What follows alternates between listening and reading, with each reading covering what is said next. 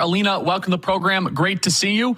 Trump senior advisor. Alina, your reaction to the breaking news yesterday of Jack Smith basically motion to dismiss on all charges. I want to know who's paying back all the taxpayers for the waste of money. I want to know how we have allowed this on 2 cases that he had to dismiss yesterday. And all of a sudden he wants to say he values the Constitution. Well, that Constitution was the same Constitution, Charlie, that was in place 2 years ago when he started this witch hunt against President Trump. So I want to know how we're going to rectify the damage that has been done by the money, the damage that has been done to President Trump, the legal team, the legal fees, for what? An election interference case. And, I hate to say it, but told you so. We told you so. These were witch hunts after witch hunts, and they're finally being dropped as they should. But it shouldn't have had to come to this. Yeah, it is.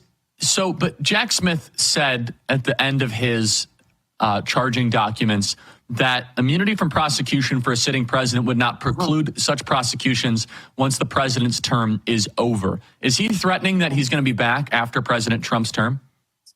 I can assure you he could threaten all he wants. He will not be back. He was inappropriately appointed to start with.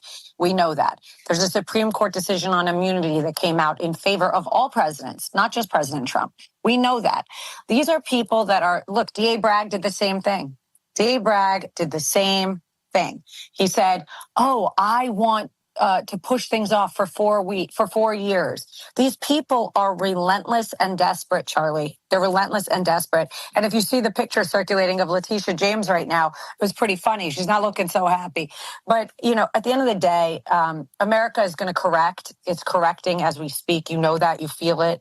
And he'll make sure, Pam Bondi will make sure that these DAs and AGs are shut down if they have any political ammunition, political ambition, and that's getting in the way of what their job is supposed to be. Are there any other pending legal cases now, Alina? It seems as if New York is basically being sunsetted. The Georgia one I haven't heard much of, but also for the associated parties. Yes, they are dropping the cases against Trump, but are we seeing similar type of dropping of cases against Trump allies as well? There should be. And we're going to make sure of it, because a lot of times, like Judge Merchan, who went after Alan Weisselberg, the CFO, not once, but twice, this is all something that we have to cure. We have to cure this in the administration. Pam and I have spoken about this. It's so important. We have to cure this lawfare so that it has to all be cured. You cannot go after associates just because they're associates of Donald Trump. You cannot go after CFOs who, didn't put a Mercedes or an apartment on a tax return that could have been rectified with money and put them in jail twice. You can't do things like that. And we've seen it time and time again. And I'm telling you, there's one problem, and that is the lawfare in this country that was created just a few years ago. This is a new phenomenon, and we're going to put in methods and figure out a way to shut it down so that it stops against every American, not just Donald Trump. So the regime of lawfare has made people not trust our justice system. What more in particular can Attorney General Pam Bondi do once she is confirmed to restore integrity and trust in our legal system? Well, there has to be an examination, and we have to look at, basically, we have to look under the covers. We have to see what was happening, what was the motivation. We have to look at logs, a lot of information that I have and that we've heard over the past few years that I've been, yelling about on the courtroom stairs. We have to now hold people accountable. If there is fear of accountability, people will stop. And that's incredibly important. We can't just talk. We can't just have congressional testimony and subpoenas. We'll start there, but there has to be accountability. And I think America needs it. They need to see that, we always thought something was wrong. Let's find out what actually happened. And then let's hold people that need to be held accountable. It is a remarkable thing. And I think we have to start to hold accountable these people that have done this. What is the update also of the seizure of Donald Trump's business empire from Letitia James?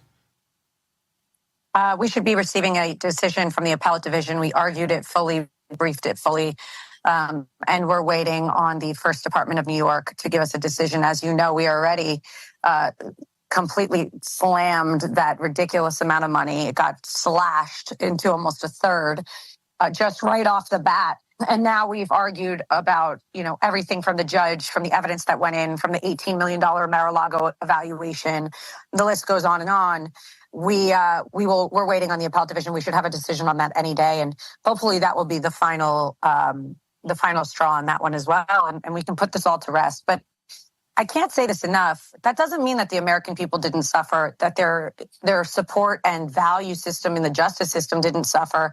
And there's healing that needs to happen, because the reason we are America is because we believe that there is a justice system that does not attack you because of your political affiliations or because of your religious affiliations or because of anything like that. And we not only can restore that financially, we have to restore American faith. And I know Pam's going to do a great job of it. President Trump's going to do a great job of it. And I'll definitely help in any way I can. This has been one of the great tragedies, and they're responsible for so many desecrations of our republic, from going after pro-lifers, the January 6ers, the entire legal assault on Trump's family, church-going Catholics. And isn't it just, it should anger people that you win an election and all the charges go away? Does that mean they never actually believed them in the first place? No, that means they operate in a system of fear, right? So you're in a system of fear, not real life, not law. So now President Trump's been elected. We can now ask for subpoenas. We can ask for the basis of these things. And all of a sudden they're running away. They're not just dropping the cases, Charlie. They're running away. He is resigning. And let me talk to you about January 6th for a moment, because this one cold dear to my heart. There are individuals who have lost years of their life sitting in solitary confinement for having done nothing. Now, I'm not talking about the violent crimes. I'm not talking about anybody who did damage. I'm talking about people that were just political targets, who had to not see their families grow up, who were away from their parents, who were stressed out that they were going to be put in jail because they did something for Donald Trump. We need to figure out a way to rectify those people's lives. That is also an issue. And those are civilians. Those are not people that ran for president and chose to dive into politics.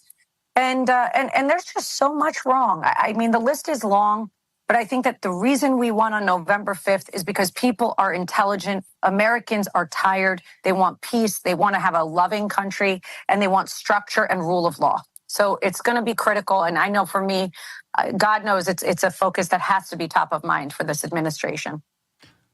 So let me just ask you, Alina, do you believe that if Trump would not have been successful and Kamala would have won, what would his legal future have looked like? I think they would have put him in jail.